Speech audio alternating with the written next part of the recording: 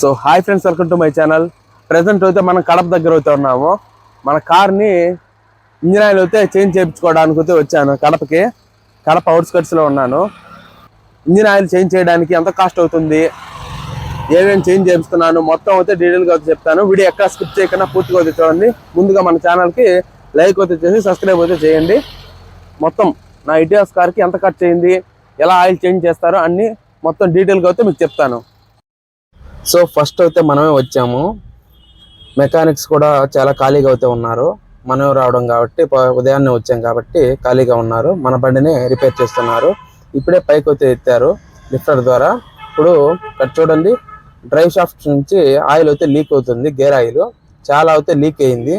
ఇందువల్ల gear oil కూడా తగ్గే అవకాశం ఉంది. నేను అలాగ చూసుకోగనక ఉంటే గనక గేర్ ఆయిల్ వచ్చేసి పూర్తిగా అయితే అంతా బయటకు వచ్చేసి మొత్తం గేర్ బాక్స్ మొత్తం మీకు ఫెయిల్ అయ్యే అవకాశం అయితే ఉండు, చెడిపోయే అవకాశం.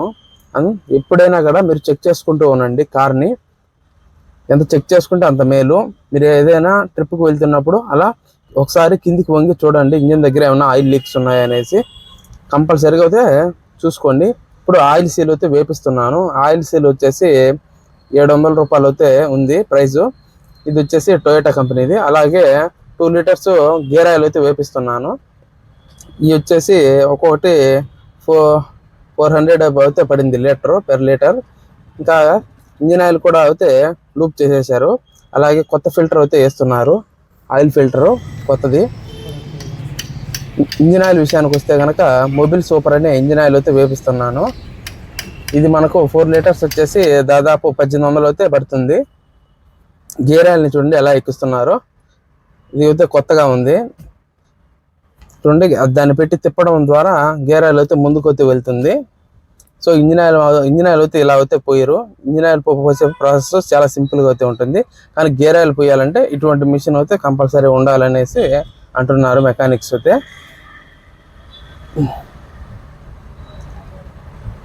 ఇప్పుడు ఆయిల్ ఫిల్టర్ అయితే వేసేసి కింద బోల్ట్ అయితే బిగించేశారు. ఇప్పుడు ఆయిల్ అయితే వేస్తున్నారు. మొత్తం వర్క్ అంతా కూడా మన వెహికల్కి కంప్లీట్ అయితే అయిపోయింది.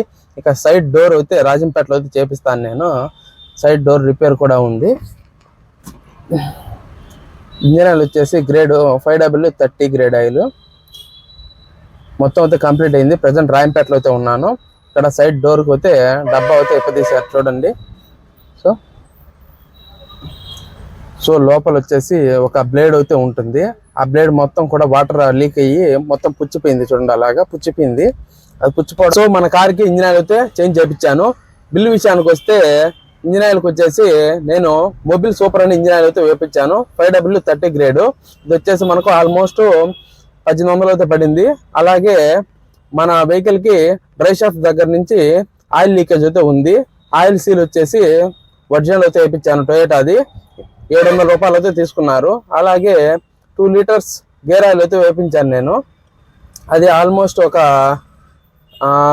800 అయితే పడేది. 800 అయితే పడింది 2 లీటర్స్. అలాగే లేబర్ ఛార్జ్ కూడా తీసుకున్నారు. ఒక 400 దాకా లేబర్ ఛార్జ్ అయితే తీసుకున్నారు.